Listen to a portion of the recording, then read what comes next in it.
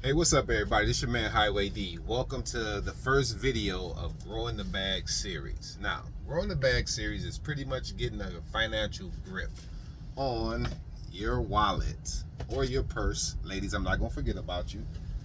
You know, one thing's for sure, two things for certain. We have the control of our financial destiny. So with that being said, Growing the Bag series is me taking control of not just my family's financial destiny, but my financial destiny as well. So with that being said, let's jump right into it. First and foremost, step number one is calculating your monthly income.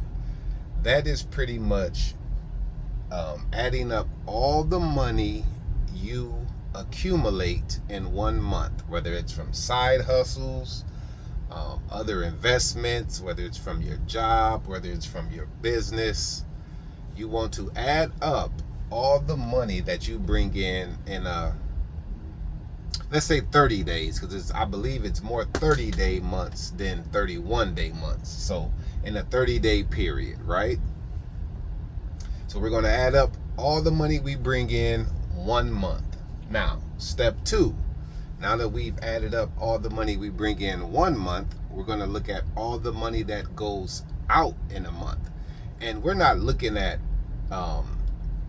Dollar General restaurants. We're looking at key primary bills, which would be things like rent, mortgage, if you have a mortgage, all the utilities, that's water, gas, electric.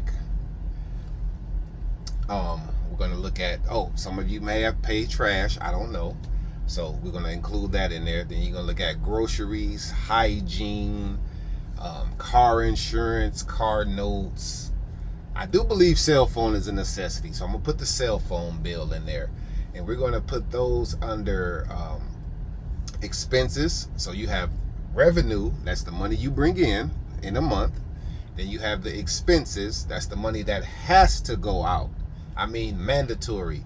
Going to Chick-fil-A, you don't have to go there. We just choose to stop by there on our daily, routine, or when we're just out and about. But going to Chick-fil-A is not mandatory. So once you look at what you have coming in and you subtract everything that has to be paid, you have a balance. And now with that balance, you want to look at, what can I do with this remaining money each month, right?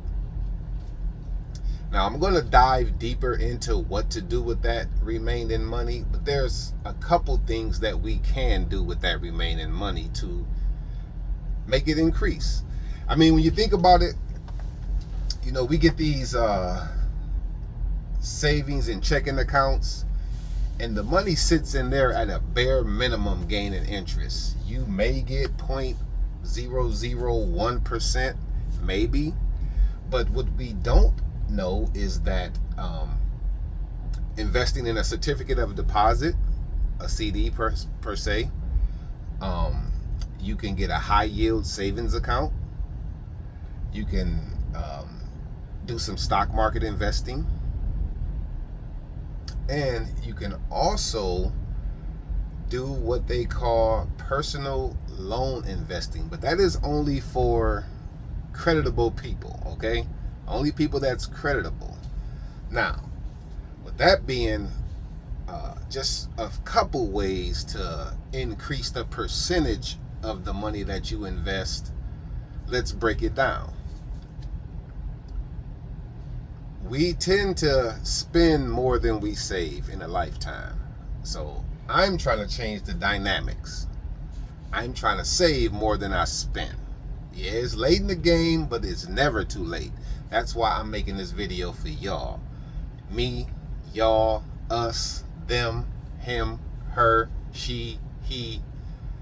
We all in this together at some point. You know what I'm saying? So with that being said, once again, I'll run it back. Add up all the money you bring in a 30-day period, then subtract all the money that you pay out in a 30-day period. Now, with that remaining amount, We need to focus on a way or method or technique on how to increase the percentage for that money that we have just sitting.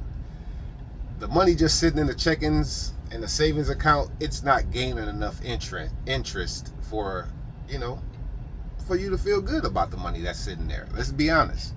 The bank's not giving up that much, but you can, once again, like I said, get a certificate of deposit. You can put some money in a high yield savings account, and you can get into the stock market. No crypto. We're not doing crypto on this channel. I'll be back with more content, and we're going to get more in depth on certificates of deposits, stocks, and high yield savings accounts. And I'm going to give you some leads on where you can put your money, but ultimately it's your decision. In closing, I am not a financial advisor. I am a working husband, a working father, a working man that is just trying to figure his way. Okay? I repeat, I am not a financial advisor. You will have to do your own due diligence, do your own research, and figure out what fits best for you.